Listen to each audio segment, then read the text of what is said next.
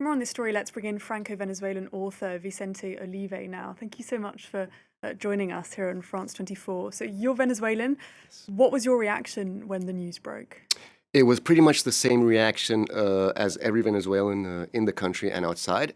It was first a huge sigh of relief because we have to contextualize things.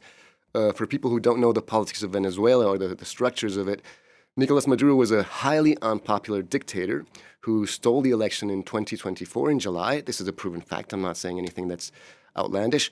And the opposition got 64% of the votes, and he got less than 30. So he didn't have a lot of support from the population. So people were very relieved to see him leave. And that was followed by what we saw as what's next, what's happening next, and this feeling that the United States now just left the country and has just left the people in power to sort it out. And that has been very frustrating to see too. So we really don't know what's going to happen, and people are a little bit afraid. Do you see this as the end of the regime? What do you think the different scenarios are going forward? There are many scenarios. Venezuela has already been through these kind of problems. This put us in what we call a power vacuum. This happened in 2002 when President Chavez was overthrown. There was a 48-hour power vacuum. And right now what is happening is that the people that are left in power in the government are trying to consolidate power and trying to enforce through violence and all the rest.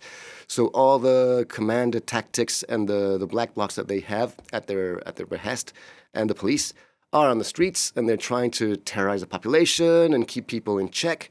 So that's being activated. So various scenarios are being displayed.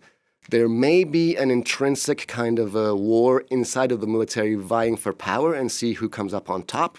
There may be a mini civil war between the factions on the street that are pro-government and the people that are against the government. There may be a peaceful transition. It's very difficult to see a peaceful transition. I would be very surprised to see that. I hope that the chaos and the anarchy will be reined in a few days instead of like 50 years like in Colombia, for example, and that we may be able to move forward. But right now it's very difficult to say. It's very violent and it's a difficult situation. How do you feel about US interventionism in all of this and sort of future involvement of the US? Yeah, I'm one of the few people in Venezuela who isn't very keen on U.S. interventions.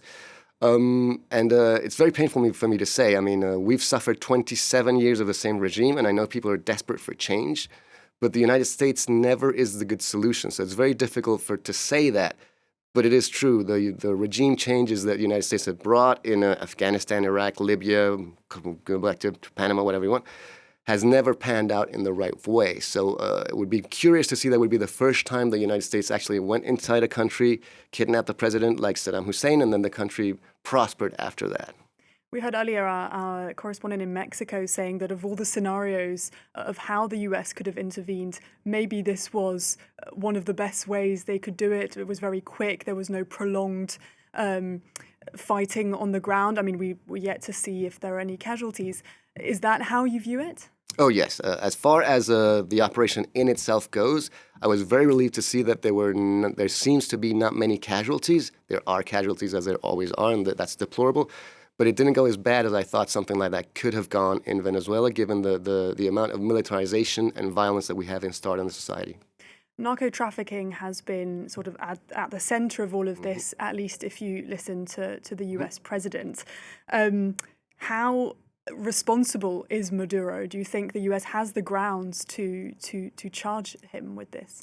That's a very good question, and it's something that I'm really curious to see how they're going to pin these drug trafficking charges on Maduro, because even though it is true that Venezuela is rife with drug trafficking and it does go through the government and through Maduro itself, that does not mean at all that Maduro is, as they're stating, the head of this Cartel de los Soles, which does exist, but it's a different thing. It's very difficult to get into. We're not going to do that now. So what I'm saying is that Maduro is involved, but he's not like El Chapo sitting at the head of the table and telling people to do things. So and the way that things work in Venezuela is that there's these different groups. It's like a gang. You have different gangs that connect to the central power. You have the Syrians, the Iranians, the Colombians, the drug traffickers, all that comes and goes. So Maduro knows this, and he lets this play on and go on, but he's not directly involved in a certain sense. So I'm very curious to see how they're going to pin that on Maduro. A lot to watch. Vicente Ulive, thank you so much for joining us on the program.